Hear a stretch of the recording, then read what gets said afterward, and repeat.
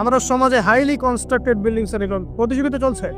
দেখেন, বিল্ডিং নির্মাণ করা পাপের কিছু নয়, কিন্তু এগুলোর মধ্য দিয়ে অহংকার করাটাই পাপের। আর অহংকার করলে আল্লাহ পাক এগুলোকে ঘষিয়ে দিতে সময় নেবেন না। আল্লাহ পাক আমাদেরকে বোঝার তৌফিক দান করেন।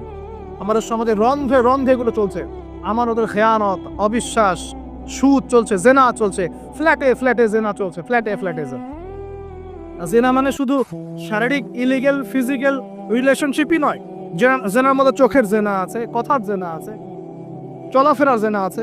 নবীজি বলেছেন শেষ জামানায় এক শ্রেণী মেয়ে আসবে যারা পুরুষের কাপড় পরে ঘুরবে। এটা দেখার জন্য আপনি ঢাকার শপিং মলে চলে যান।